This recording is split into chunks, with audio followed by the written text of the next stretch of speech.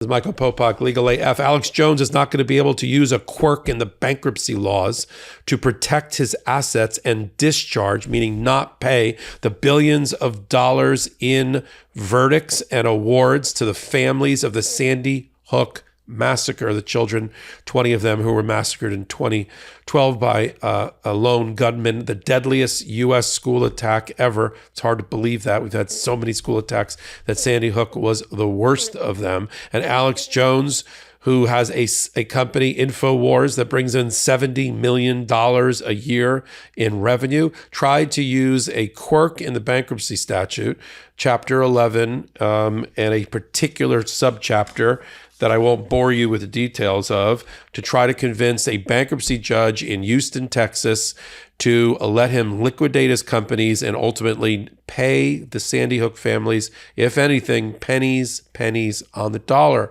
But the judge today, Judge Chris Lopez, said in a slightly mixed decision, but primarily in favor of the families that suffered, to try to get the assets of Alex Jones and the revenue of InfoWars to pay for the judgments, said not so fast.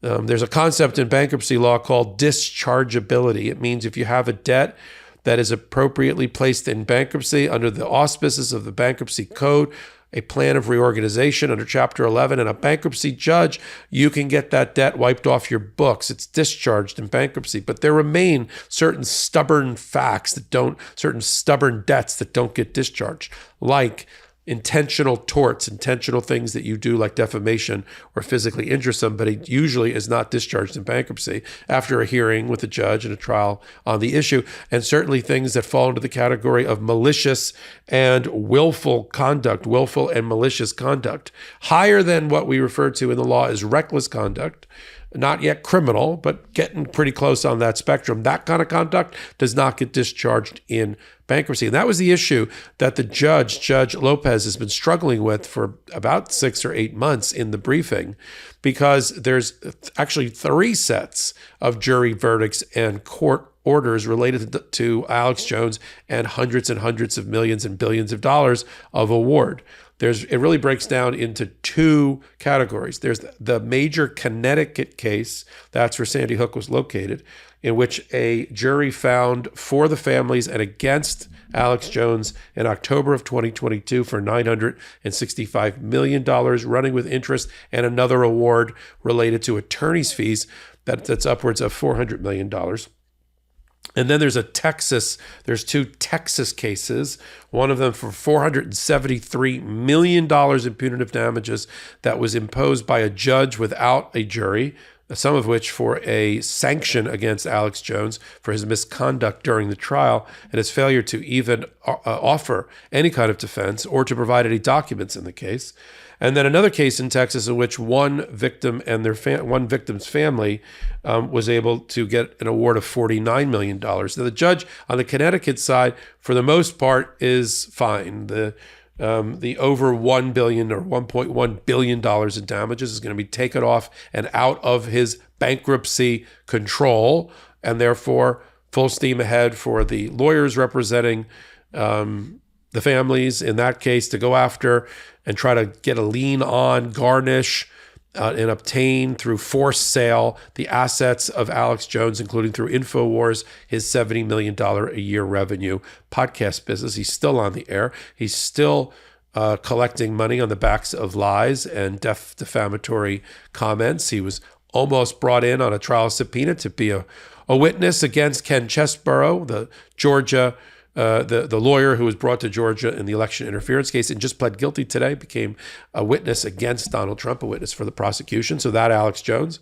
involved in MAGA, all MAGA things, including marching on the Capitol on Jan 6th and being right out there at the moment of the highest point, the apogee of the insurrection. There's Alex Jones and others, including people that work for him, like Owen Stroyer, who's been sentenced for being a Jan 6th insurrectionist. So bad guy. There's no other way to put it. Bad guy, despicable guy. And the thing that the judge is struggling with when it comes to the Texas cases, the bankruptcy judge, is do the things that support those awards, does it rise to the level of willful and malicious intentional is one thing, but willful, malicious is a higher standard as you move towards, criminal intent. The lawyers for Alex Jones argue, well, it was reckless at best. I don't know how you can say, arguing that 20 small children who were killed by a mad gunman and claiming instead, in order to raise a lot of money on your podcast, that they were the victim of a false flag brought by the U.S. government in the deep state, and or it was staged and those children are still alive, and to have that intentional infliction of emotional distress and suffering and sorrow visited upon the families of these deceased children, ripped away in their childhood by the murder, by the gun use, despicable, malicious and wanton in every way that I know the use of that term and under the law. But the judge is still struggling with that. And so maybe upwards of $300 or $400 million worth of the awards against Alex Jones could be discharged in bankruptcy. I started the hot take talking about dischargeability in bankruptcy, and now I'm rounding it out with things that could end up being discharged. Still be billions of dollars, but to the individual family, for instance, in Texas that got an award of $50 million and may or may not share in the Connecticut case and its award, that's a real... it's not just a technicality, right, in me reporting it. Well, it was a mixed bag today. Some of the families got completely screwed by the bankruptcy law. I mean, that's sort of how the analysis here is coming around. And I think one of the things that's got to come out of cases like this is through the Biden administration is a wholesale look at the Chapter 11, Chapter 7, and the bankruptcy code itself. The problem is you got MAGA Congress, and they're the ones where things like the overhaul of the bankruptcy code have to be initiated. Right now, they can't even pick a leader. They can't pick lunch on Tuesday. So I don't know how they're going to lead. But if you were to ever get back, the Democrats ever got back into control of the House, you would consider, I would think, using the Alex Jones story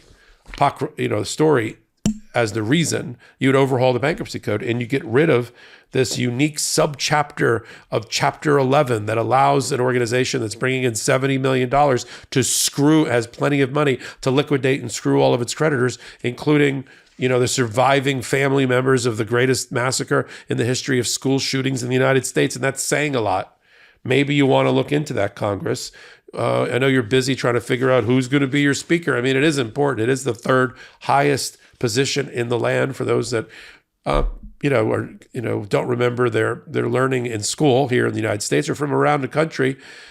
Speaker of the House, if something happens to the president, vice president, something happens to the vice president, it's the Speaker of the House that becomes the president of the United States, or the acting president of the United States if any of those first two are in some way incapacitated or removed from office under the 25th Amendment for being incapacitated. So we're going to continue to follow things like, that sound dry and dusty, like overhauling the bankruptcy code. But you see real world impact of not doing it. Alex Jones trying to take advantage of every little nook and cranny within the bankruptcy code to screw the families, hurt them again, damage them again, mentally distress them again, which is just pouring, just gallons of salt into open wounds for these families. We'll report it here on hot takes just like this one, only on the MeidasTouch network. That's where I do my work when I'm not a practicing lawyer. Let me rephrase. I am a practicing lawyer. When I'm not practicing law, I'm here with you doing my legal analysis, one place only, at the corner of law, politics, and justice. Every Wednesday and Saturday, join me for the podcast that I co-anchor and co-founded called Legal AF right here on the MeidasTouch network. I have a co-anchor, Karen Friedman Agnifilo, Wednesday nights at 8 p.m.